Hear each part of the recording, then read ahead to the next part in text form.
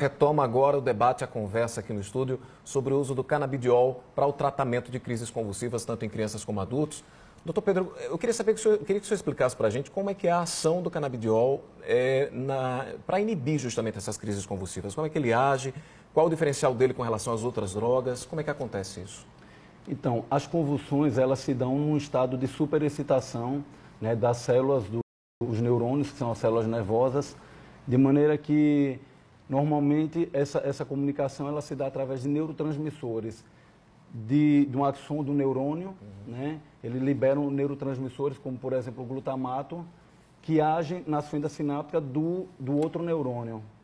Então, o CBD, ele age da seguinte forma, ele age da membrana pós-sináptica para a membrana pré-sináptica, ou seja, essa membrana pré-sináptica, ela tem o receptor do canabinoide, né, o CB1, e aí ele consegue fazer, como ele vai num fluxo retrógrado, ele consegue fazer essa inibição, essa superexcitação que muitos medicamentos não conseguirão alcançar em casos de epilepsia refratárias, né?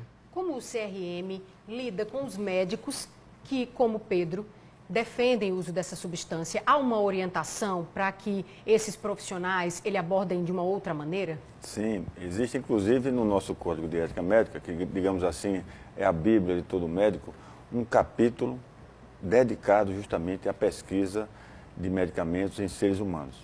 E, volto a repetir, a nossa preocupação é estimular a ciência, porque a medicina existe para beneficiar a humanidade. O Conselho de Medicina apoia tudo o que possa vir a ser benéfico para os seres humanos.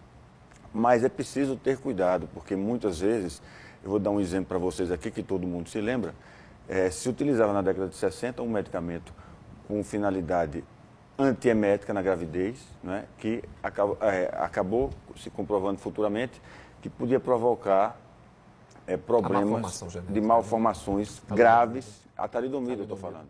Então, por conta disso, é preciso que toda vez que a gente coloque no mercado uma droga, e eu particularmente acredito muito na ação terapêutica do canabinoide, para esses fins, também para outros fins, mas é preciso a gente ter cuidado e estimular a pesquisa, mas para se fazer pesquisa é preciso que se obedeça a alguns critérios que devem ser rígidos.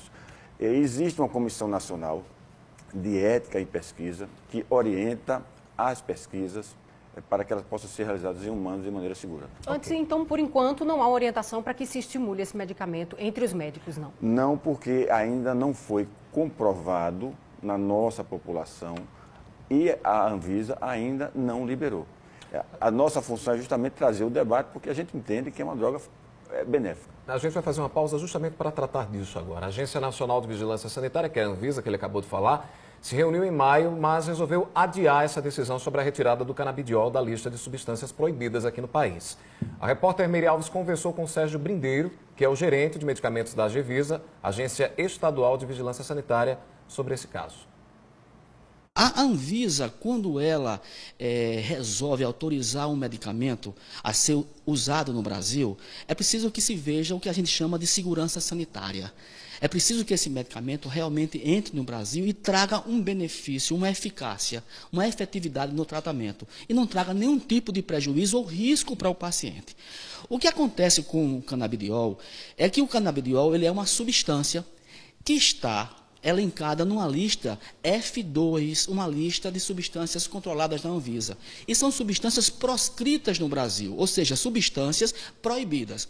O que a Anvisa quer, na verdade, para começar todo o processo, para tentar normatizar, regularizar essa substância, é trazer essa substância de uma lista proibida para uma substância para uma lista de uma substância permitida.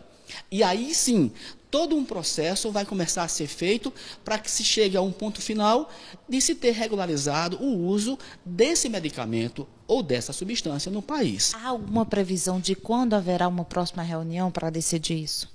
Eu acredito que o mais breve possível. O mais breve possível. Eu acho que até o findar do mês de julho ou começo do mês de agosto, a Anvisa vai se reunir novamente e vai tentar resolver essa solução polêmica. Doutor Pedro, ele falou aí que tem que ter cuidado com uma coisa chamada segurança sanitária com relação à liberação desses medicamentos. O canabidiol tem algum risco, se falando de segurança sanitária, para esse uso? Não, até agora não se foi apontado. O que a gente percebe, na verdade, é uma falta de vontade, né, por parte da agência, né, porque com todos os estudos e com toda a segurança que o medicamento já é demonstrado, inclusive com estudos fora do Brasil, dentro do Brasil, o professor Carline, da Unifesp, ele é um grande estudioso do assunto. O grupo Maconha Abraço, que tem uma página no Facebook que é muito informativa, existem já diversos artigos disponíveis. Então, esse argumento, né, que termina adiando e protelando, ele não justifica, né, não garante o direito direito à Constituição, que é o direito à vida e o direito à saúde, porque enquanto se adiam reuniões, as crianças estão tendo crises convulsivas repetidas e a gente sabe que, além da repetição do número de crises, isso leva também a um atraso na cognição e outros malefícios. Sheila, você acha que tem um pouco de preconceito também na análise disso tudo? Sim, Tem? eu acho que às vezes tem um pouco, junto com essa discussão do canabidiol, um pouco de preconceito, principalmente no Brasil, com relação a ser um derivado da maconha. No entanto, a gente percebe que é uma planta, como muitas outras, de onde derivam muitos medicamentos, muitas substâncias que já são largamente utilizadas, e que, em se tratando de segurança, eu me lembro que a primeira medicação que Pedro usou, os efeitos colaterais eram tão graves que nós tivemos que assinar um termo de responsabilidade para administrar para o nosso filho. E o médico dizia, mais grave são as crises, porque ele pode morrer durante uma crise. E nós conhecemos Imagina 4 pai, crianças. Mãe ouvir uma coisa dessa, né? Pois é, e depois de toda essa polêmica, depois que esse assunto veio à tona, nós já conhecemos 4 crianças que faleceram durante as crises convulsivas. Olha só. Diante dessa discussão, quem está nos acompanhando agora no Bom Dia Paraíba, nessa manhã de quarta-feira, deve estar curioso para discutir mais sobre esse assunto. Vocês têm contatos, e-mail para oferecer para as pessoas, para que elas entrem em contato com vocês e... Até para ter uma troca de informação. Você, no seu caso, né, Sheila, que é a pessoa que está mais envolvida isso. diretamente nessa... Temos o meu telefone pessoal, que é o 8854-1833. Repete, por favor. 8854-1833. E o endereço de e-mail? Tem o e-mail Sheila Geriz, que eu acho que deve estar aparecendo aí. Está aparecendo, sim. sheilageriz@gmail.com. Também Júlio, que é o pai de Pedro, que apareceu também na reportagem, julioamérico@hotmail.com. E o telefone dele também, 9813-1050, que são os contatos. Nós estamos formando um grupo de mães, já temos em torno de 15, 18 mães, aqui em João Pessoa, com crianças nessa situação. Então, se você conhece alguém que tem um vizinho, que tem um parente, até adulto, que tenha crises convulsivas, que tem uma epilepsia de difícil controle, pode entrar em contato conosco, que nós estamos nessa caminhada, nessa Claro luta. que a gente precisaria do jornal inteiro aqui para O debater assunto essa é polêmico, questão. rende muito, né? Muito obrigada pela participação dos 3 aqui no Bom Dia Paraíba. Foi ótimo. Muito obrigado pela participação de vocês. Obrigado, bom dia a Muito todos. obrigado. Bom dia. Agora o assunto aqui no Bom Dia Paraíba é eleição.